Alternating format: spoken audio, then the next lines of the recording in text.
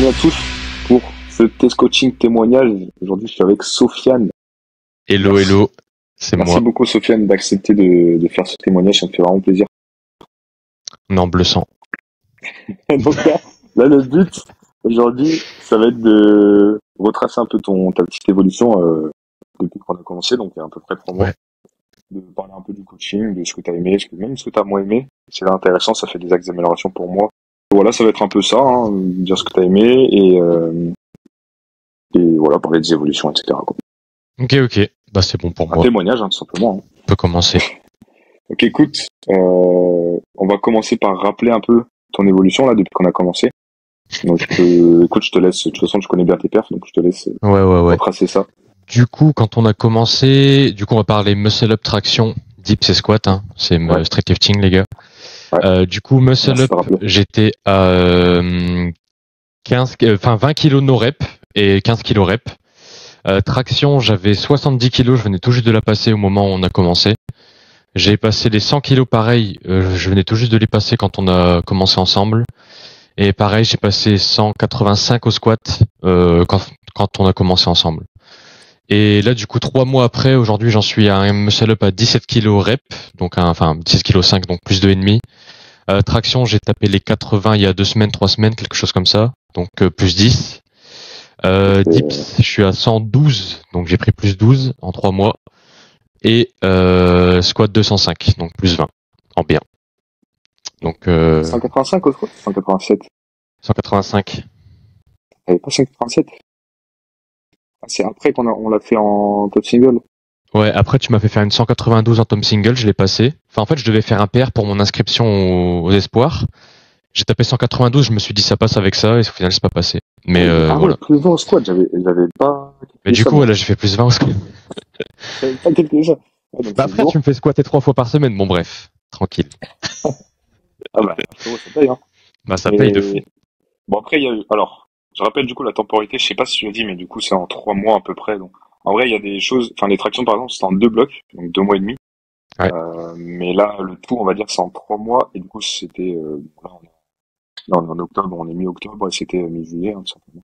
Ouais. Donc, fin juillet, début août. En tout cas, ça fait Franchement 3 mois, ouais voilà. comme ça. Et juste pour rappeler, ouais, une petite prise de masse, légèrement. Donc, il y a eu 1,5 kg, il me semble, Ouais. 2 kilos. Donc voilà, pour remettre, 2 bons kilos. ouais, 2 bons kilos pour remettre en contexte quand même au niveau du push. On sait que quand on prend en masse, enfin, quand on prend du poids tout simplement, le Ouais. push devient plus simple. Après, c'est pas magique, hein. Ça veut pas dire que quand on prend du poids, on augmente ses perfs. Mais ça facilite, et du coup, je préfère le préciser parce que c'est des grosses évolutions quand même. Et ça peut aussi expliquer cette évolution parce que, en restant même poids de corps, il aurait peut-être pas pris 20 kilos sur son squat, il aurait peut-être pris 10, 12 ou 15. On sait Voilà. pas, mais en tout cas, ça se joue. Donc, je rappelle ça. Et Ouais. donc, écoute, j'ai envie de te demander pourquoi, enfin, quelle problématique t'avais du coup avant que tu viennes en coaching avec moi, et pourquoi m'avoir choisi, sachant qu'on se connaissait pas. Tout ça. Bah en problématique j'avais déjà ma blessure qui a duré de ouf. En fait je m'étais blessé l'année dernière en septembre sur un dips. Du coup lésion du tendon du long biceps. J'ai fait 1 million de trucs de réhab, j'ai vu 1 million de kinés, j'ai fait 1 million de radios. Bah, Ils ont jamais réussi à ça fait faire, trouver franchement. ah mais de fou hein. Et ils ont jamais Ah oui. réussi à trouver genre exactement comment me soigner et ce que j'avais et trucs. Alors que quand je m'entraînais j'avais vraiment mal. Du coup, au final, on a fait beaucoup de réhab avec mon ancien coach et quand je suis arrivé avec toi, j'avais encore des restes de ce truc-là, en fait, où j'avais encore un peu mal sur certains mouvements, même si j'avais quand même repris de lourd.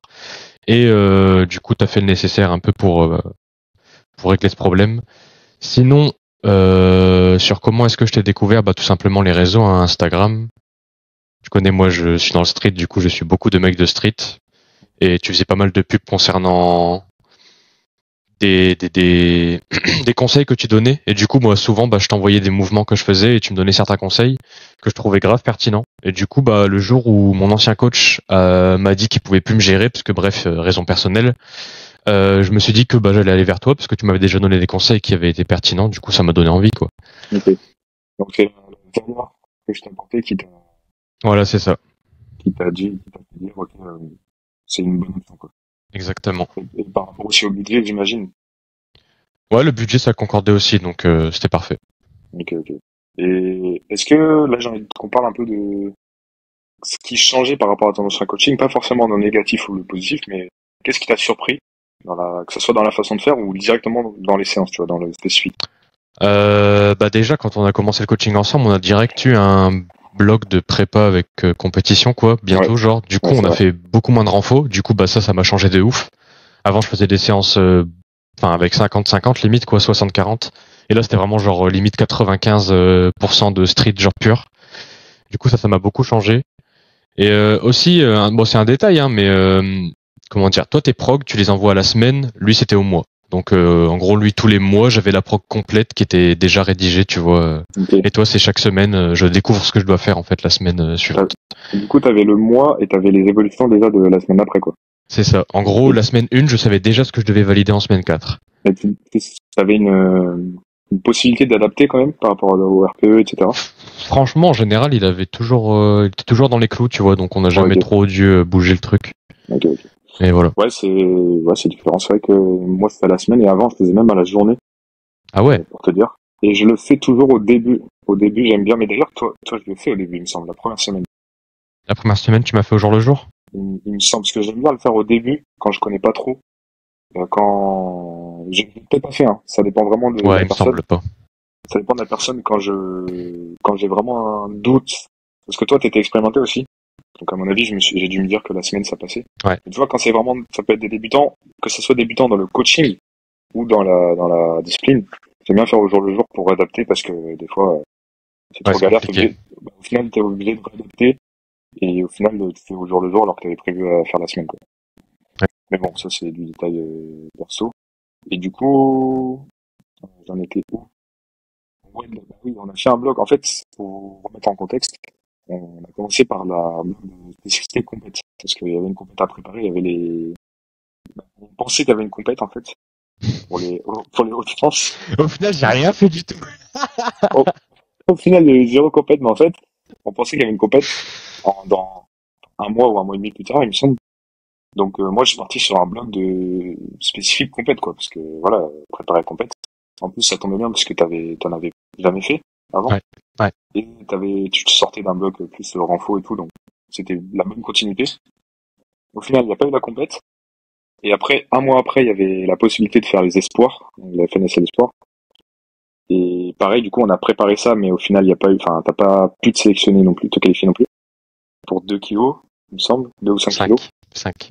Ouais, c'est un peu chiant. 5.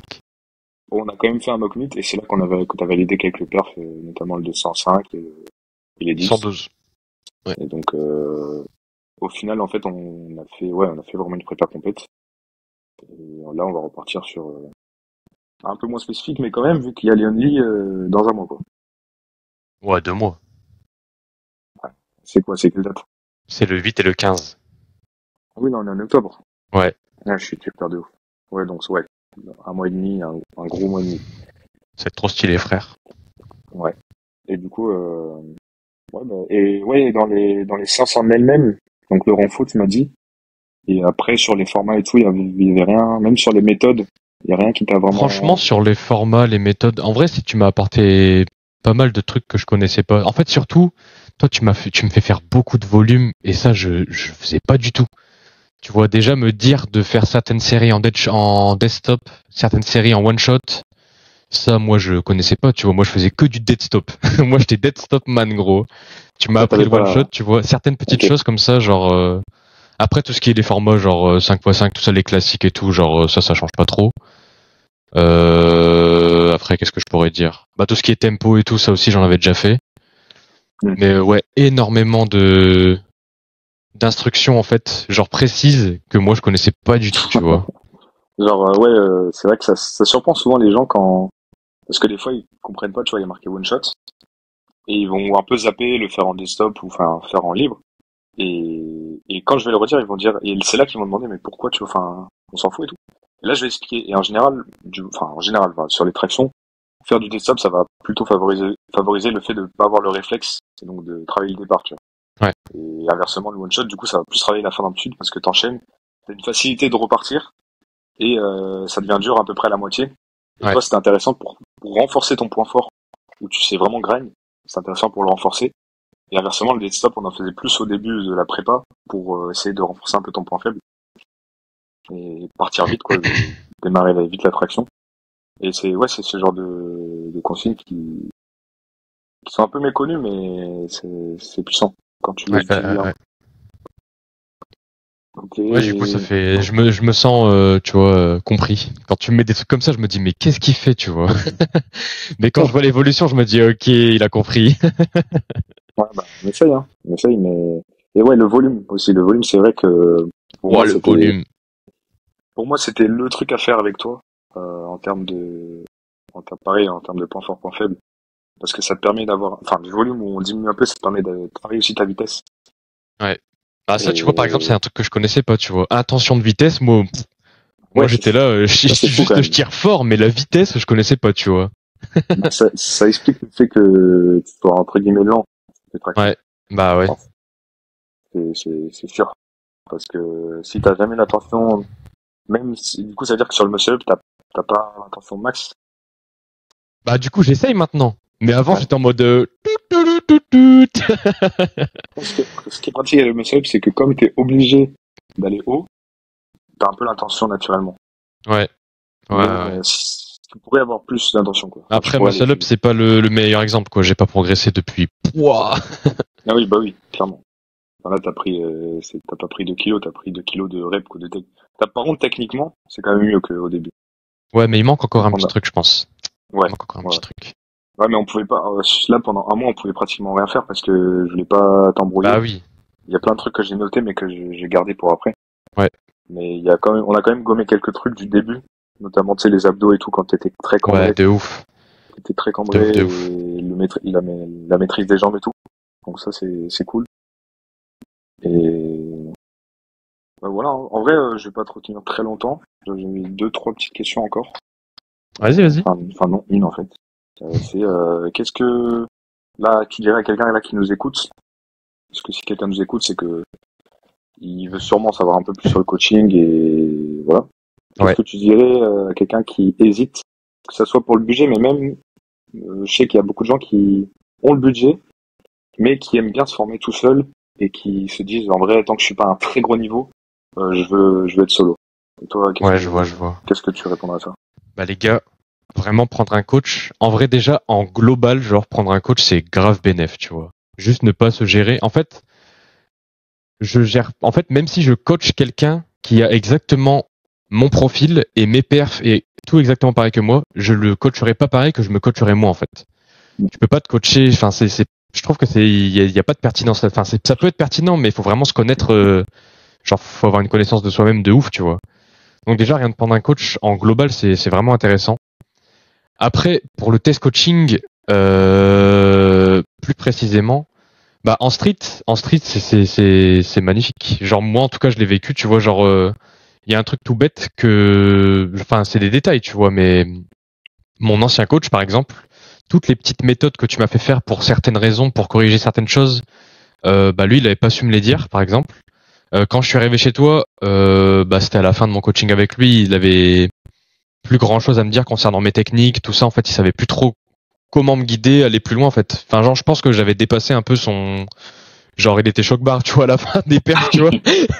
Il savait plus quoi faire, gros.